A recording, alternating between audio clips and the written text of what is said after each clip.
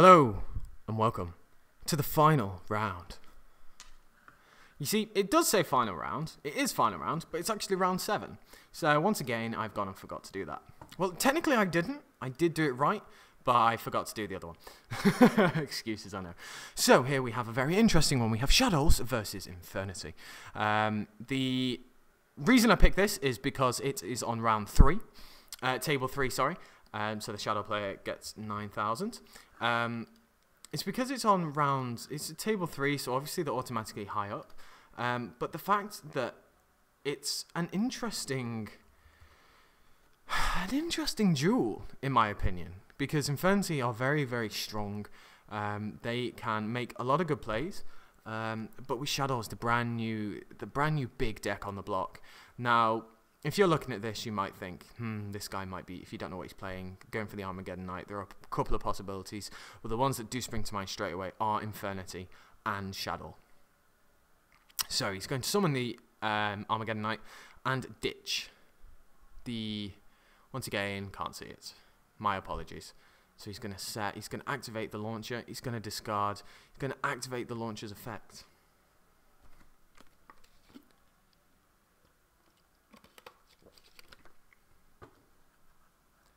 And once again, it doesn't have L. So, Infernity are going off first turn. This is one thing that everyone knows and everyone sees, and I don't really need to explain what they're doing, because I'm pretty sure everyone understands how the deck works now. He's obviously going to go into level chain. He's going to start ditching. So this is, unfortunately, a very bad first turn for the Shaddoll player. He is at 9,000 life points, but unfortunately, it looks like he's going to get blocked out of doing any plays. So this is going to be interesting. Lucas, who is the Shaddoll player, is Lucas Watson is the Shaddoll player on your left-hand side. And we have Duncan Harbison, who is the Infernity player on the right-hand side. So this is a very interesting matchup, as I said before. I don't really need to commentate on what's happening because I'm pretty sure everyone understands. Everyone has seen Larvals. Everyone's seen Infernities. Larvals was the previous matchup. Everyone's seen Larvals, Infernities, everything. But in all seriousness, Infernity, we all know what happens. They're just going to start going nuts, getting their breaks, getting their barriers, and then just passing because there's not much you can really do. So it's going to be interesting one to see what the actual Shaddoll player will be able to do against such a brute force opening.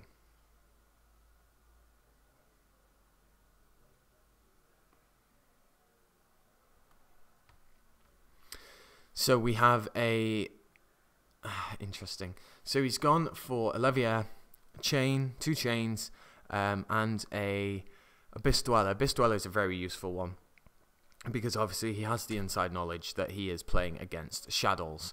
And, you know, if you know what the deck is that you're going against, it's always going to be an advantage no matter what. So we can see here from the Infernity player's hand, he has the Shadow Fusion straight away, and he flips the Vanity's Emptiness. That is probably game. I don't see how the player can actually come back from this. So he's going to Foolish, though. He is going to try. And that actually means that it's going to help. But that is not going to help him, obviously, with the Dweller activating his effect. So he chained it to the actual to the effect. So he's now going to ditch Felice. And Felice is quite an interesting one that he does play. That is the wrong deck list that I'm looking at. So he does run 1 Felice and 1 Raiden. It's also well with the Black Soldier, and he also uses the White Dragon and Black Dragon monsters, the Wavebuster and the Collapsed Serpent. So they're very interesting choices there. But unfortunately, the Infernity player just is too powerful, too strong. You can do nothing against that power. And that is just unfortunately how it goes. You can't do anything against an Infernity player when they set up first turn so powerfully. It's just too mean, too unfair, and just too brutal. So we're going into game 2 here now.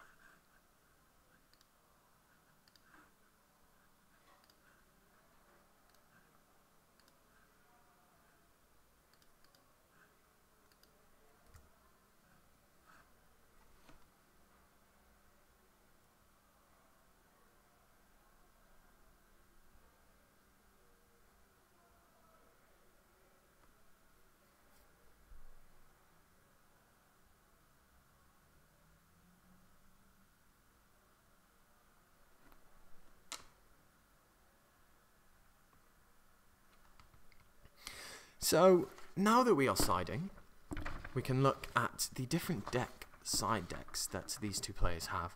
Lucas, for this matchup against Infernity, he has the double Mystical Space Typhoon, the Super Polys, the 2 Super Polys. He also has a Vanity's Emptiness. He also has a Light Imprison the Mirror, different Dimension Ground, which a lot of people are playing, Dimensional Fusion, and Needle Sealing.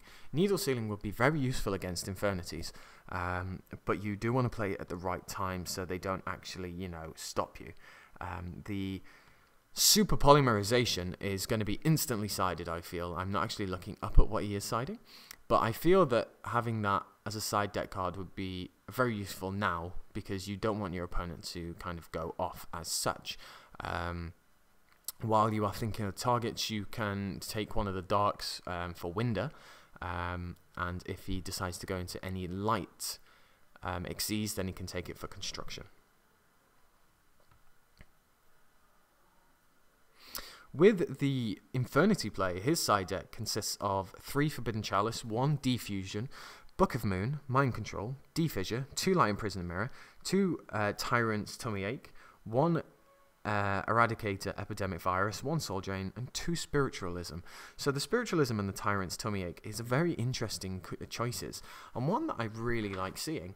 I've actually gone and forgotten completely what even Tyrant's Tummy Ache even does. So much so that I can't even pronounce it.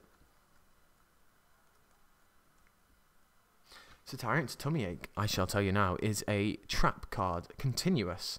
Activate by tributing 1 monster. Neither player can special summon level 6 or higher monsters. If you have 3 or more cards in your hand, destroy this card. Obviously with the Infernities, that is not going to happen very often, so it is a very, very interesting side deck card, and one that you could consider playing against Shaddoll. So Shaddoll's going first here, and as you can see, it's quite a difficult hand to play with, because he has a very heavy monster based hand. So he is going to ditch Lizard, which is going to get Beast into the grave. Mathematician is such a great card. I do feel that it's one of the best if you want precision milling, and it's not really milling. It's just a he's obviously going to draw with Beast effect. It's just nice drawing, and I really am a fan of Mathematician in a lot of decks, and Shaddoll's is definitely a good one. And straight away he goes for the Shaddoll Fusion.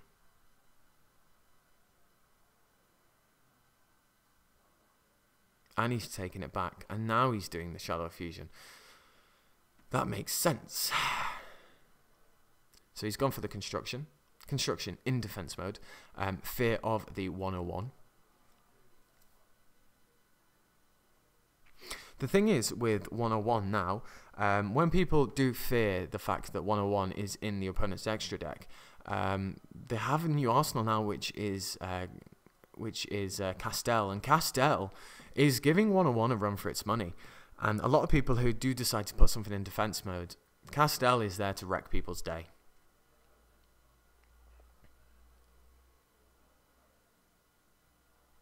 If my voice starts breaking, I do apologise. It's because it is getting a bit dry. I have about an inch left of water to last me this round, and then I'm going to refill. But hopefully that isn't the case for you guys. So he has 1 set, and then he passes his turn. So not a bad opening play for the Shaddoll player. He is going to Foolish a Stygian Patrol, which makes sense. He's just going to read Construction. Construction's effect is pretty brutal.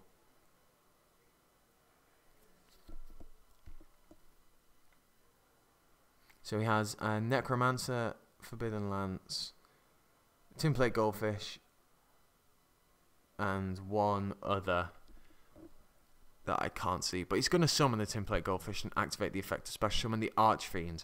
Wow, okay, so that is interesting. So he's going to overlay into probably a Castell. Oh, an Evilsworn Exeter Knight. Wow, if this goes off, this could be a problem. He has 4 cards in his control, and it has gone off. That is huge. That is certainly unfortunate for the Shaddoll player. But he does get back a fusion. So, the Infernity player is putting up a good fight here. That first turn, he's just said, nope, I don't like your first turn, but I see your first turn. I'm going to raid you next tonight and destroy everything. So, it's very, very good. Now, the Shaddoll player can't take any damage this turn, but that is kind of irrelevant for Infernities. Because Infernities really just thrive on being able to use all of these cards. And now, here we go. We have the loops once more. Lucas has seen this before and is not happy. He can see this slipping away now. But maybe, just maybe, Duncan might not completely stop him here. Might not completely lock him down. We know that Lucas has a Shaddoll Fusion in hand. He also looks like he has a Hedgehog. I can't see any of the others, unfortunately.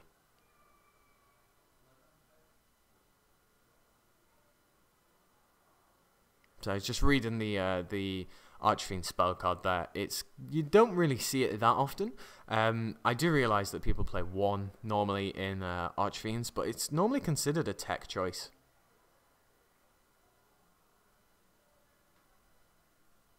So he's just rereading the effects there.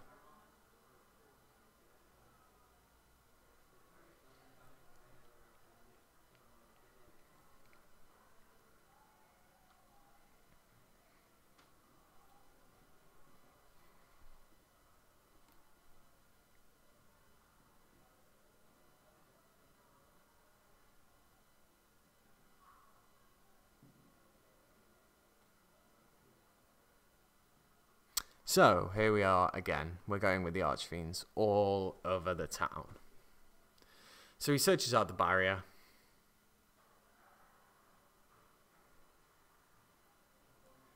He can now make the larval chain plays. He can now make any plays that he so wishes. But he's going to go for the wolf, and the wolf's going to pop the back row, because that means he can activate Launcher, and Launcher's just going to go off. So, unfortunately, this is looking like it's going to be another shutout for the Infernity player. It's just one of those things, unfortunately. Lucas is looking at his hand, and he's just trying to think of what he can do. But at the end of the day, there's nothing he can do. This turn, he cannot die, because the Infernity player did use Exeter Knight. Excuse me.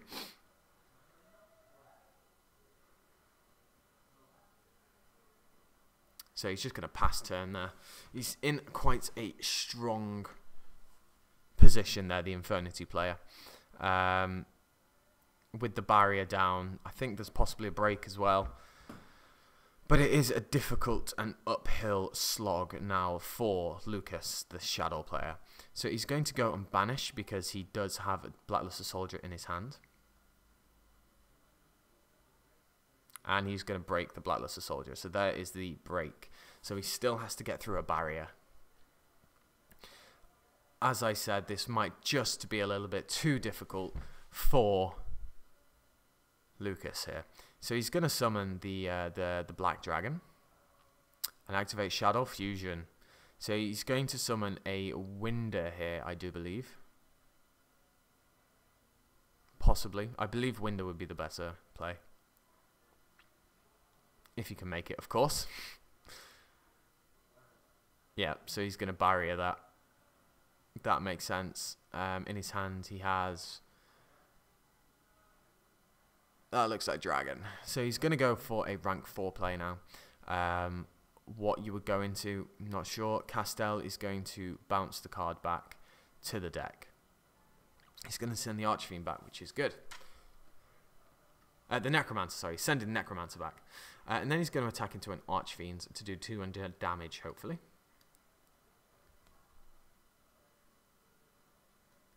Or maybe not. Because, of course, the field spell. And he draws the Summoner Monk. Summoner Monk isn't that much of a great choice in this moment in time. Well, I wouldn't say it's not a bad choice. I would say it's more not very useful at this current moment in time. But it does mean that he can summon it and get it out of his hand and make more rank plays. So you could see another Larval Chain coming out here. With that one back row that Lucas has, the Shaddoll player, it is possible that they are going to be in a bit of trouble.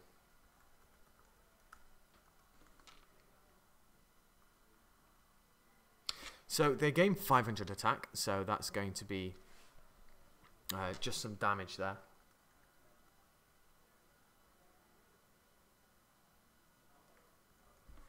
So it puts him on a 5-4 in total, the Shaddoll player. I completely forgot that the field spell was there, so I do apologise for that. Very nearly incorrectly calculated life points. Someone did say on the comments that I am apparently as bad as Asian Eyes with math, and when you're in this situation, you normally are. I'm normally really good with math. Like seriously, people that come to me for questions like math, like what's this, and I'll instantly say it. But when you have so much going on in your mind that you're trying to look out for, it's quite difficult. So I do apologise if I do get the life points slightly wrong, but normally it will be rectified pretty quickly. Yes, call it excuses if you so wish, but what can you do? So the Shadow Fusion comes out, and the Winder comes out. Winder is a very, very useful card against them, but unfortunately the Archfiends are on 2-3.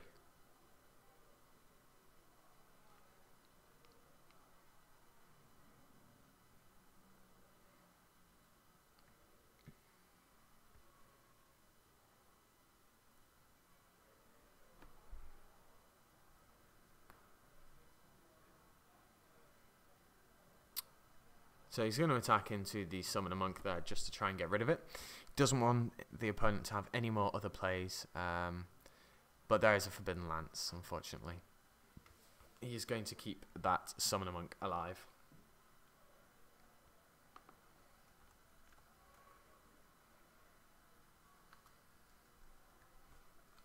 So he's only going to take 100 damage here, but it all adds up.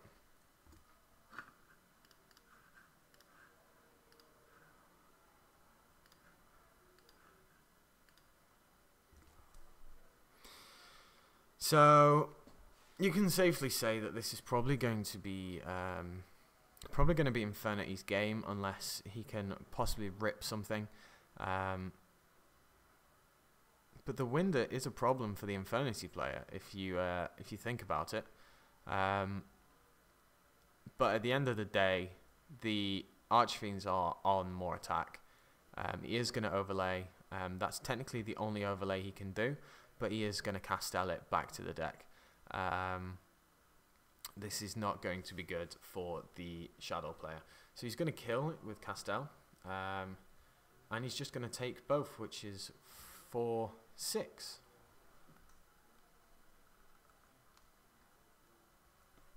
So unfortunately, the Shaddoll player is now only on 700 life points, and that is unfortunately game. It's such a difficult thing when Shaddolls go off, when Infernity go off. There's not much you can do about it, and it's just one of those things you unfortunately have to accept. So that was round 7. That is the final round of Swiss, and we will be having the features. The next features are now going to be the top cut, so it's going to be top 8. So I'm personally going to be handpicking these until obviously the final. So I'm going to be getting deck profiles as well, hopefully, so we shall have to see how it goes. So thanks for watching, and we shall see you in the top 8.